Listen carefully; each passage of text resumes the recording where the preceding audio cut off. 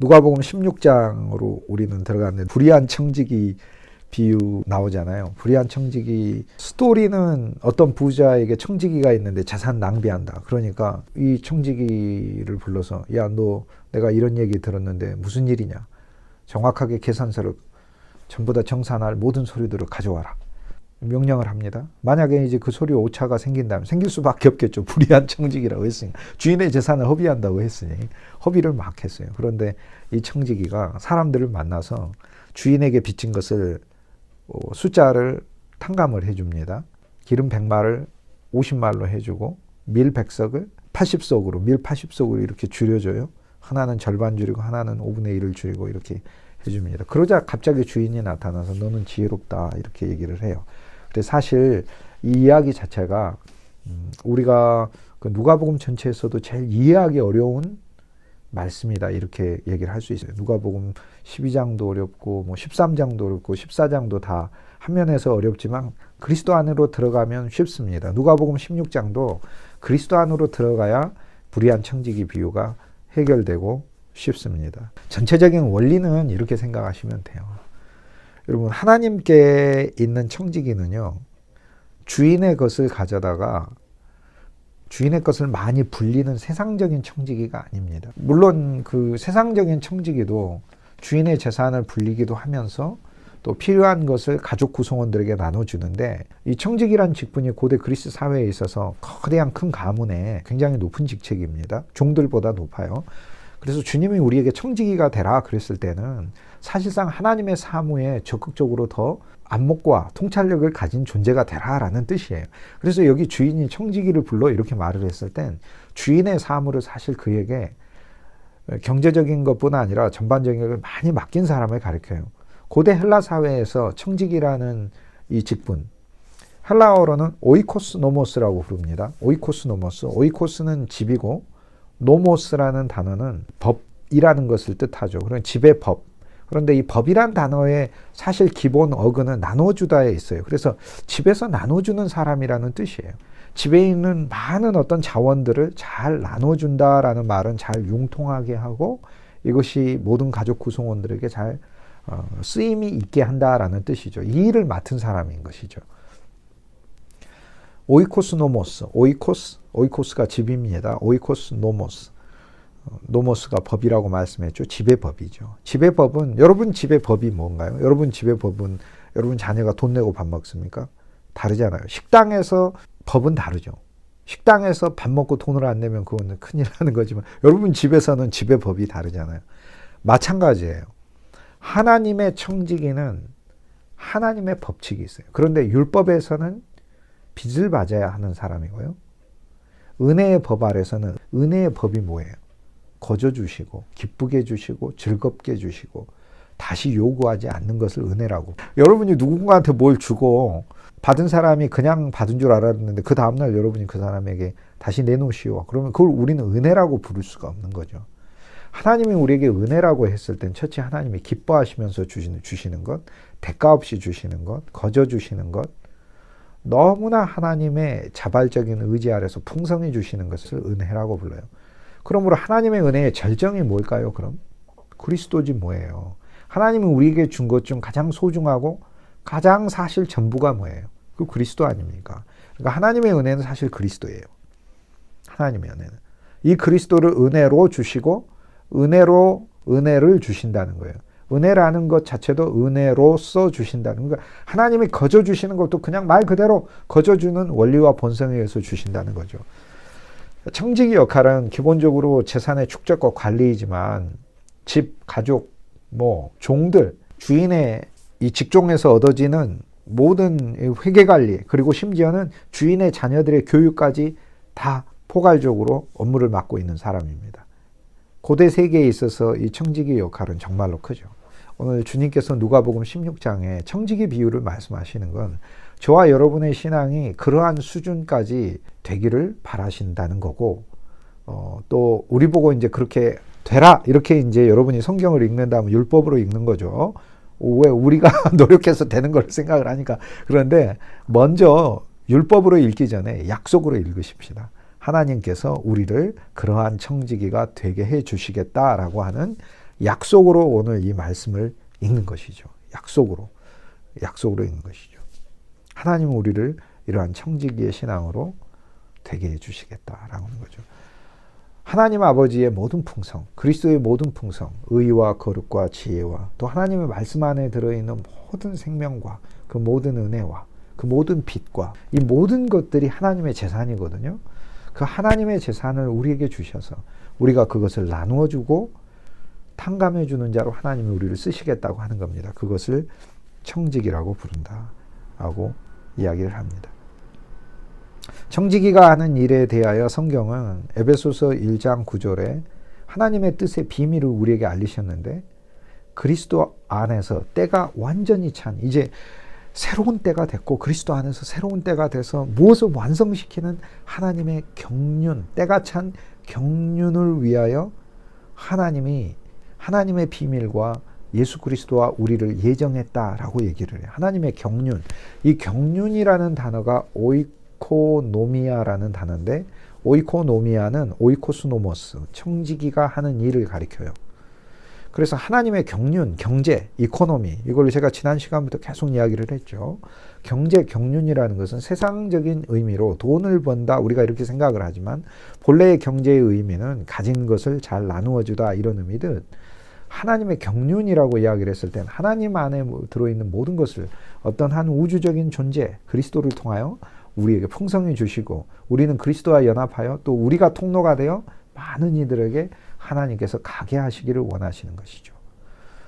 그러므로 이 청지기직은 하나님의 경륜과 관련이 되어 있고요. 하나님의 경제라는 거죠. 이 하나님의 경륜이라고 하는 성경 전체에 흐르는 가장 놀라운 주제, 바로 그 주제를 수행하고 주제에 직접적으로 연관된 직분의 명칭이다. 이렇게 얘기를 할 수 있습니다. 우리는 하나님의 경륜이에요. 그 고린도전서 4장 1절에 사람이 마땅히 우리를 하나님의 비밀이신 그리스도의 일꾼, 그리스도의 일꾼으로 우리를 생각. 일꾼은 이제 휴포레테스라고 아래에 있는 사람을 의미를 하고 하나님의 비밀을 맡은 자, 이 맡은 자가 바로 청지기란 단어예요. 성경 번역자가 앞부분은 청지기라고 해놓고 뒷부분은 맡은 자라고 해놨네요. 오이코스 노모스예요. 청지기로 알지니라. 하나님의 비밀이신 그리스도를 맡은 자. 결국 누가복음 16장에 불의한 청지기는 그리스도의 왕국 안에서 본래의 업무가 뭡니까? 나눠주는 일이 업무예요. 나눠주는 일. 그런데 세상의 청지기는 자기 집안 사람에게만 나눠주는 겁니다. 집안을 벗어나서는 나눠주는 게 아니에요. 그런데 불의한 청지기의 비유에 보면 주인에게 빚진 마을의 사람들이 있어요. 그 마을의 사람들은 세상의 청지기들은 그 마을 사람들에게 이자를 더 받아내고 그들에게 주인이 땅을 빌려주고 작물을 빌려주고 했기 때문에 땅만이 아니라 땅 위에 심겨진 작물도 주인이 심은 경우가 많으니까 그를 빌려줬기 때문에 이거를 주인에게 이자로 내야 되고 대가로 내야 되는 것이 그것을 또 잘 걷는 사람이 되겠죠. 세상의 청지기는 잘 걷는 사람이지만 그리스도의 청지기는요. 본래 일이 뭐예요? 주인의 백성들에게도 나누어져야 되는 일을 하는 사람이에요. 그러니까 불의한 청지기가 주인의 재산을 허비했다라고 하는 의미가 뭐겠어요? 나눠줘야 되는데 안 나눠줬다는 이야기입니다. 안 나눠줬다는 거예요. 그래서 안 나눠줘서 하나님께서 이 불의한 청지기에 대하여 오늘 우리들의 모습을 그 속에서 보게 하시기를 원하시는 것이죠. 이 비유를 말씀하시면서 오늘 우리들이 하나님의 사랑과 의와 구원과 지혜와 풍성을 그리스도 안에서 충만히 채워 오늘 우리의 사역은 그리스도 안에 있는 것을 나누어주는 존재가 돼야 되는데 그것을 하지 못했을 때 하나님은 이것을 불의한 청지기라고 부른다라는 겁니다. 모든 것은 하나님께로부터 받아 하나님께서 우리를 통하여 공급하시는 것이죠.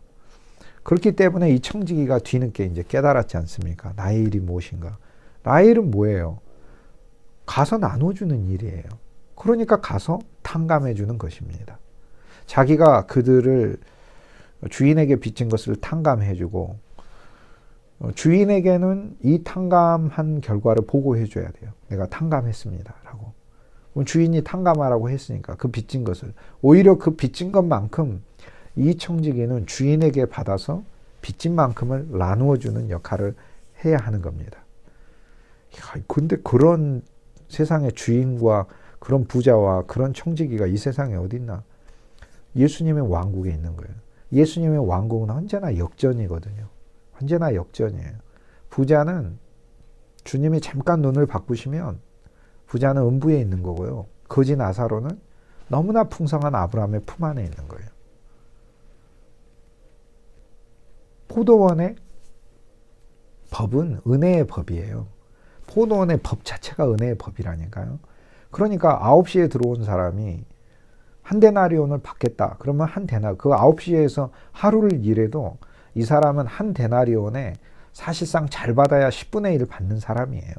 한 데나리온은 하루 일당으로 로마에서 가장 많이 받는 군인의 일당이에요. 굉장한 일당이에요. 9시에서 온 사람은 6시까지 일하고 한 데나리온 받으면 할렐루야 아멘 해야 돼. 자기가 보통 다른 포도원에 가서 받을 수 있는 임금의 한 10배 받아요. 10배 받는 거예요. 그런데 은혜의 법이라니까요. 5시에 온 사람도 한 데나리온을 줘. 왜? 은혜의 법이기 때문에 그래요. 은혜의 법칙에 왜 5시에 온 사람은 한 데나리온을 받습니까? 라고 묻는 것 자체가 그 포도원은 법이 은혜라니까요. 법을 누가 어기고 있어요? 주인이 어기고 있는 게 아니라 항의하는 사람이 은혜가 법인 그 지역의 법을 어기고 있는 것이죠. 부자가 누가복음 16장엔 이제 2명이 등장을 하는데요. 이 16장 1절에 어떤 부자에게 청지기가 있어. 이 어떤 부자는 하나님이고, 누가복음 16장 19절에 보면은 부자와 나사로 비유에 또 다른 부자가 있어요. 이 부자는 바로 우리의 우리. 그래서 우리도 부자예요. 우리도 욕심의 부자, 이기심의 부자, 죄악의 부자, 교만의 부자예요. 하나님도 부자고 우리도 부자. 여기서 이 두 부자의 대결과 두 부자의 이야기가 사실 나옵니다. 그 사이에 우리는 그리스도를 이제 다양한 모습으로 보게 됩니다. 자, 이 부자에 대해서 이제 또 살펴봐야 될 부분이 뭐가 있냐면, 이 부자가 얼마나 큰 부자인가. 첫 번째 예수님의 불의한 청지기 비유에 나오는 부자가 얼마나 큰 부자인가 한번 보도록 합시다. 청지기를 불러가지고 이 재산을 관리하는 청지기가 주인의 재산을 구액으로 불화받아 가지고 작물을 재배하고 주인의 땅을 받았으니까 거기에서 재배되는 곡물이든 아니면 감람나무가 주인의 것이 많이 심어졌겠죠. 거기에서 자라난 수많은 그 기름들을 주인에게 줘야 되는 건데, 여기에서 기름이 100마리거든요. 이 100마리라는 단어는 정확하게 수치가 정해진 단어예요.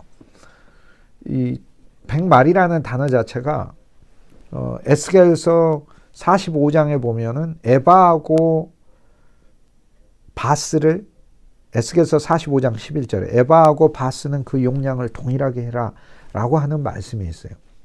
에바는 여러분 뒤주라고 이미 배우셨죠. 우리의 뒤주 사이즈에 사람이 그 속에 이렇게 하면은 마술 부릴 때 들어갈 수 있을 정도의 크기예요. 그게 바로 에바예요. 그런데 이 에바하고 바스는 에스겔서 45장 11절 말씀에 보면 다 똑같다. 사이즈가 똑같다는 거예요. 자, 이게 복잡하실 테니까 제가 쉽게 얘기할게요. 우리말 성경에 기름 100말, 밀 100석 이렇게 돼 있잖아요. 그런데 헬라어 성경 원문에는 말이라고 하는 거 우리 단어니까 기름 100바스 이렇게 돼 있어요. 밭. 기름 100밭 그리고 밀 100코루 이렇게 돼 있어요. 밀 100코루. 기름 100마리라는 것은 그러니까 한 마리, 한 에바, 한 뒤주 크기의 기름인데요. 이 정도 기름을 내려면 여러분 밭이 몇백 메타 밭이 있어야 돼요. 한 말 내려면. 감람기름을. 근데 이 사람이 100마를 빚졌대요. 그러니까 여기서 우리가 이해할 수 없는 경제가 나와요. 도대체 그 소자기는 주인한테 얼마를 빚진 거예요? 도대체? 그건 금액으로 상상할 수가 없어요. 금액으로 상상할 수가 없다니까. 이게 빚진 거를 먼저 보자면은 이거는 정말 상상할 수가 없는 거예요. 몇백 메타 밭에 감람나무를 심어서 한 마를 빚지는 거거든요. 근데 100마를 빚졌어요. 도대체 얼마를 빚졌다는 건가요? 그러니까 밀은 코르인데 코르는 에바가 10개인 게 한 코르예요. 그러니까 밀 100석을 빚졌다는 거는 100가마니를 빚졌다는 게 아닙니다. 이거는 한 1000가마 이상 빚졌다는 것을 가리켜요. 그러니까 이게 밀이 1000가마 나오려면 농지도 별로 없는 이스라엘 그 땅에서 이건 그 소작인이 얼마나 많은 땅을 빌렸는지 알 수 있어요. 이거는 보통 이 한 에바가 나오는데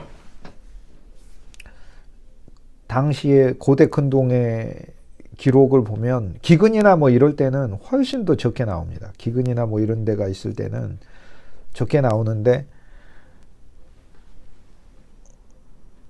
한 에바가 작은 밭 한 마지기에서 나오고 그리고 한 코르라고 부르는 것, 즉 열석이 우리식으로 하면은 이제 10가마가 쌀 10가마니가 나오는 거죠. 이 10가마니가 나오는 게 한 400~500m 크기의 밭에서 나오거든요. 이스라엘에서 밀이 지금처럼 이렇게 품종 개량에 대해서 막 어마어마하게 맺는 그런 땅이 아니고 가뭄도 많고 그런 환경적인 변화가 많아요. 계시록에 보면은 가뭄이 들고 그러면 한 데나리온에 겨우 많이 사봐야 이 밀 한 돼, 보리석 대 산다 뭐 이렇게 돼 있어요. 밀 한 돼, 한 말도 아니고 돼. 한 데나리온에. 그만큼 가뭄이 들었을 때는 어마어마하게 이 밀이나 보리의 가격은 폭증하게 돼 있습니다. 금으니까요. 귀하니까. 자, 쉽게 얘기해서 밀 100석을 빚진 사람은 그 땅이 적어도 이게 막 수 킬로미터 땅입니다. 여러분 땅이 수 킬로미터 땅이에요. 그러면 이 부자는 청지기를 통해서 이 빚진 사람들, 소작농들을 관리하고 있는데 만약에 여기 두 사람이 나왔는데 두 사람이 아니고 예를 들어서 이 부자에게 두 사람만 있겠습니까? 그 마을에 사람들이 둘만 있겠어요? 부자하고 청지기만 있겠냐고요. 그 마을에 수많은 사람이 있을 거 아닙니까? 그러면 도대체 이 부자는 땅이 얼마나 되는 사람인가요? 수백 킬로입니다. 기름밭은요. 수백 킬로입니다. 여기 둘만 가지고도 상상할 수 없을 만큼의 많은 그 농지가 이 부자의 재산으로 나오고 있어요. 딱 두 사람인데도 불구하고. 그런데 하물며 두 사람이 아니면 얼마나 많겠어요. 자, 여기 부자가 누굽니까? 그리스도 예수 아닙니까? 그리스도 예수가 부자이신 거죠. 그분의 풍성은요, 바로 이런 풍성이에요. 세계적이고 우주적인 풍성이다라는 거예요.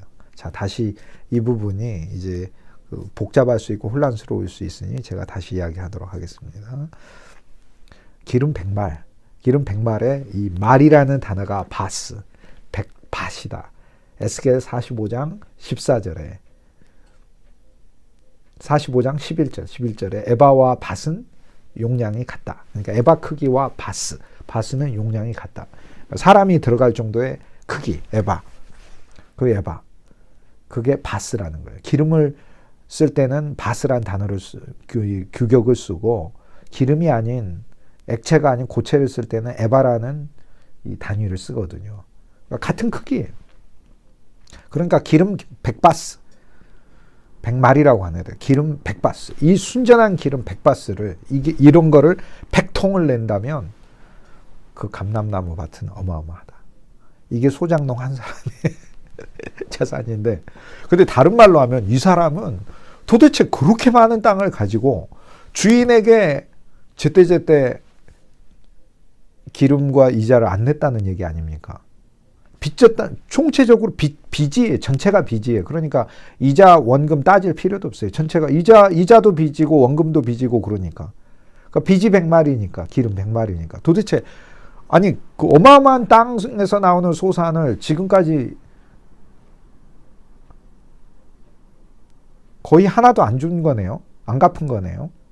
그래야만 남는 규모의 빚인 거죠. 자, 밀 백석이다 하는데 이 백석의 석이라는 말은 고르라는 단어인데 고르는 에바의 10배입니다. 고르는 에바의 10배다. 에스겔서 45장 14절에 보면 기름은 정한 대로 한 고루에서 바스 10분지를 드릴지니 기름의 바수로 말하면 한 고루는 10바스이니라 라고 얘기해. 한 고루는 10바스이니라. 그러니까 바스, 에바라고 하는 사이즈가 10개가 되면 한 고르가 돼요. 그래서 헬라어 성경 원문이 100코르 밀 100코르를 빚졌다. 밀 1000에바를 빚진 거죠. 1000에바를 빚진 거예요. 뒤주가 1000개를 빚진 거예요. 그러니 이게 얼마나 큰 어마어마한 빚입니까? 이런 빚을 누가 지겠어요? 우리가 하나님 빚인 거죠. 우리가 하나님을 향해서 진 빚의 규모가 그래요. 그래서 사실 예수님의 이 청지기 비유에서 여기 뭐 기름 100말, 밀 100석 이렇게 나올 때 우리가 알 수 있는 거는 이 빚의 어마어마한 규모예요. 이게 보통 큰 빚의 규모가 아니다. 또 다른 말로 하면 이 부자가 두 사람 소장농만으로도 이렇게 큰 용토를 가졌는데 두 사람만이겠어요? 소장농. 두 사람이 아니라 지구상에는 모든 인간이 다 이와 같은 빚을 하나님께 졌다면 지구상에는 모든 사람들의 그 하나님을 향해 빚진 그 결과들의 그 기업의 총량은 우주죠, 우주. 그렇게 넓죠. 우리는 그러면 이 전체적으로 다 빚진 것은 무엇이겠는가? 그리스도입니다. 우리는 그리스도를 빚진 겁니다. 우리 자신으로는 구원받을 수도 없고 우리 자신으로는 어떠한 방법도 없어요. 그런데 하나님이 빌려주셨어요. 구원받을 수 있는 어떤 한 존재를. 이게 그리스도예요. 여러분 그리스도를 인간으로 우리가 빌린 겁니다. 그분은 스스로 우리에게 오셨지만 한 면에서 우리가 인간 차원에서 보자면 이게 운동 경기 하다가 보면 우리가 힘이 딸리면 선수 빌리잖아요. 아주 잘하는 선수. 그 선수를 통해 이기는 거죠. 우리 인간 차원에서는 구원을 이룰 수가 없어. 그래서 어떤 놀라운 우주적인 한 인간이 태어나셔야 돼. 그런데 그 우주적 인간이 인간으로만 있어도 못 이겨요. 왜? 인간이 감당할 정도의 빚과 수치가 아니니까. 어느 정도냐면 하나님 정도의 분량이거든요. 그 정도 빚을 우리가 졌거든요. 하나님께 진 빚은 하나님 정도의 존재가 와서만 갚을 수 있는 빚이니까. 그리스도가 우리에게 오신 게 그리스도를 우주적으로 빚진 거예요. 기름 100말, 밀 100석은 예수 그리스도 그분의 풍성을 가리킵니다. 우주적인 풍성. 우리는 그분의 총체를 사실 빚졌어요. 총체를 빚졌다. 이렇게 얘기할 수 있습니다. 이사야 55장 1절에 유명한 말씀이 있잖아요. 목마른 자들아 이리로라. 이 찬양처럼 이곳에 생명샘 흐르도다. 그 다음 이곳에 하나님이 주시는 풍성한 떡이 있고 이사야 55장 1절에 오라 너희 목마른 자들아 물로 나오라. 돈 없는 자도 오라. 얼마나 감사합니다. 너희는 와서 사 먹되 사 먹어요. 사 먹으라고 하셔요. 사 먹으라고. 사 먹되 돈 없이 값 없이 와서 포도주와 젖을 사라 이래요. 이게 이상한 말씀이에요. 사라 해놓고는 돈 없이 값 없이 와서 사는 거예요. 왜냐? 우리는 돈 없어요. 근데 사야 해요. 없는데 어떻게 사요? 그게 무슨 얘기예요? 여러분 가게에 갔어요. 이거 사라고 옆에서 누가 얘기해요. 사세요? 이래요. 그럼 내가 뭐라? 나 돈 없는데요? 사라니까요? 돈 없다니까요? 사라니까요? 돈 없이 사라니까요? 그 얘기는 누군가 돈을 내준다는 얘기 아닙니까? 그리스도가 내시지 누가 내시는 거예요. 그래서 하나님께서는 우리 보고 사라고 하시고 돈 없이 사는 거고 우리는 값 없이 사는 거죠. 그렇기 때문에 청지기 비유에 있어서는 이 청지기는 하나님의 왕국의 청지기이기 때문에 하나님의 왕국의 청지기는 세상 청지기와 다르다. 그러니까 여기서 불의한 청지기가, 불의라는 말은 하나님께 받아 나눠주지 않았기 때문에 불의한 것이고요. 거두지 않아서가 아니라 나눠주지 않았기 때문에 불의한 것이에요. 그러니까 이 청지기가 가서 빚진 것을 탕감해 주는 것 자체가 의로운 일을 한 거예요. 의로운 일. 청지기로서 해야 할 일을 하는 것이죠. 하나님의 청지기는 바로 그러한 사역을 위해서 썼습니다. 구약에 충실한 청지기가 누가 있어요? 다메섹에서 데려온 엘리에셀이 있잖아요. 아브라함이 엘리에셀을 하란 땅에 보내서 이삭의 아내 리브가를 데려오게 하잖아요.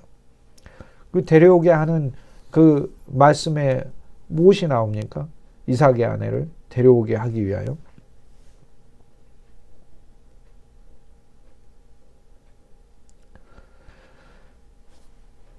리브가를 데려올 때 엘리에셀에게 아브라함이 모든 좋은 것을 주고 엘리에셀이 가서 리브가를 데려오면서 라반한테도 선물을 주고 리브가한테도 선물을 주고 주인의 풍성한 걸 다 주고 데려오는 것이죠. 바로 이 일을 한 것입니다. 16장 1절에 예수님께서 제자들에게 어떤 부자에게 청지기가 있는데 그가 주인의 소유를 낭비한다는 말이 들렸다. 라고 이렇게 이야기를 합니다. 주인의 소유를 낭비한다. 여기 낭비가 오늘 주 예수 그리스도로부터 우리가 모든 풍성한 비밀을 받은 자들로서 하나님의 은혜와 사랑과 구원과 이 모든 것들이 주님이 우리에게 주셨는데 이것을 믿음 안에서 기쁨 안에서 평강 안에서 우리의 가정과 일터와 우리의 교회와 우리가 만나는 모든 그 장소에서 쓰여져야 해요. 구원의 기쁨이 쓰여져야 되고 평강이 쓰여져야 되는데 낭비하는 거죠. 그게 불의하다는 거예요. 그게 새 언약에서 불의는 바로 그런 의미입니다. 옛 언약에서 불의는 십자가를 만나지 않는 게 불의입니다. 그리스도의 의의를 알지 못하는 게 그게 불의한 것입니다. 이게 바리새인에게 말씀하시잖아요. 바리새인과 제자들 앞에서 여기서 16장 1절은 제자들에게 이르시되 하는데 바리새인도 옆에서 듣고 있어요. 그래서 제자들에게는 청지기를 말하고 있는데 그럼 바리새인은 뭐냐? 바리새인도 한 면에서 하나님의 청지기가 되어야 되는데 잘못된 청지기가 되고 있어요. 왜냐하면 주인의 재산을 낭비하는 청지기가 되고 있어요. 바울이 로마서 9장에 보면은 이 청지기에 대하여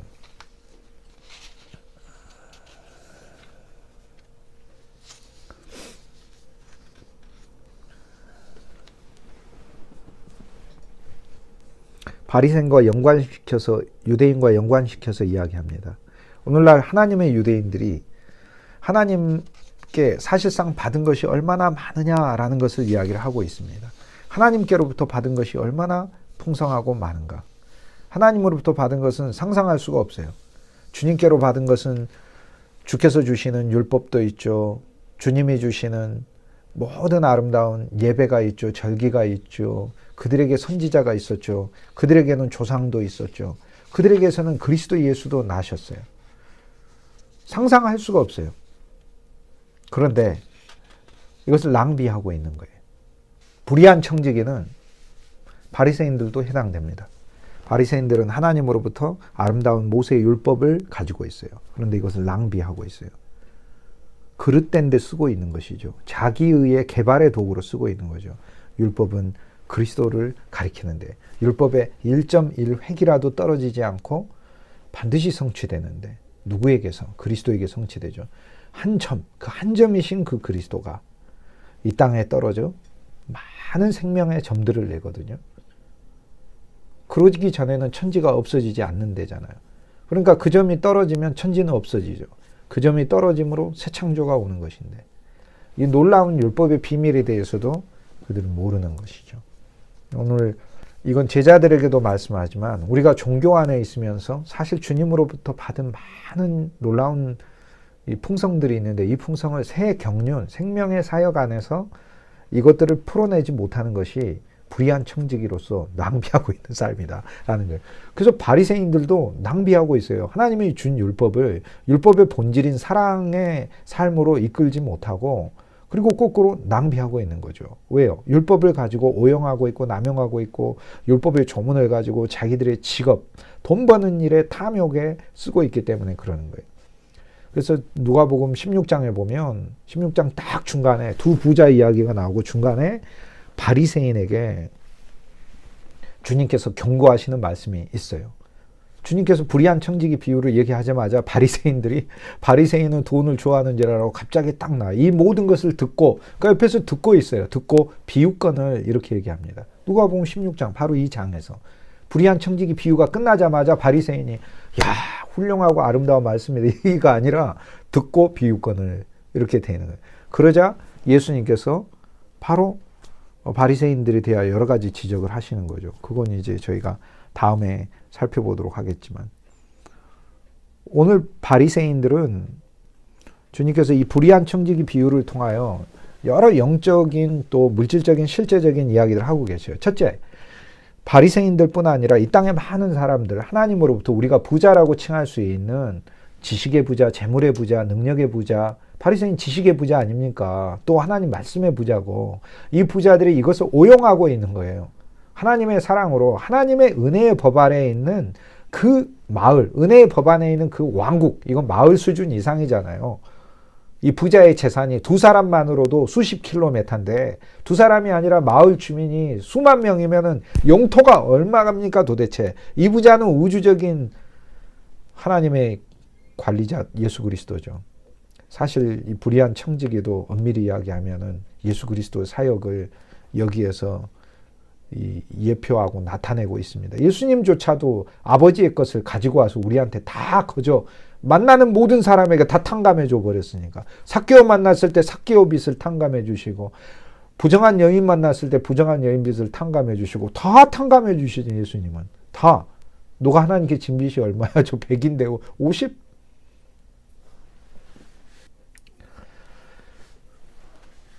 부자와 불의한 청지기 비유를 통해서 주님은 불의한 청지기, 우리 모두가 사실 소유자가 아님을 가르쳐주고 있어요. 물론 그리스도와 연합할 때만 공동 소유자가 돼요. 그리스도와 연합할 때만. 그리고 그분의 아들이 되었을 때 소유자가 돼요. 불의한 청지기 비유에서는 백성들은 하나님의 백성으로 있는데 탕감해 줌으로써, 거꾸로 탕감해 줌으로써 자녀가 되게 해요. 백성이 되게 할 뿐만 아니라 자녀가 되게. 왜냐하면 빚이 다 없어지는 것은 그것은 자녀가 되는 것이죠.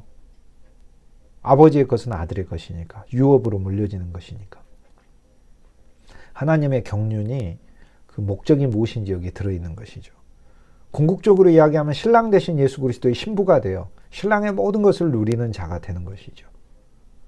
신랑의 모든 것을 가지고 있으니까 신부는 그의 신랑의 것을 공동으로 누리게 되지 않습니까? 그러므로 빚진 자로 되어 있는 이들에게 그리스도 안에 있는 모든 충만을 다 공급하게 해서 그리스도의 공동 소유자가 되게 하는 게 하나님의 경륜인 것입니다.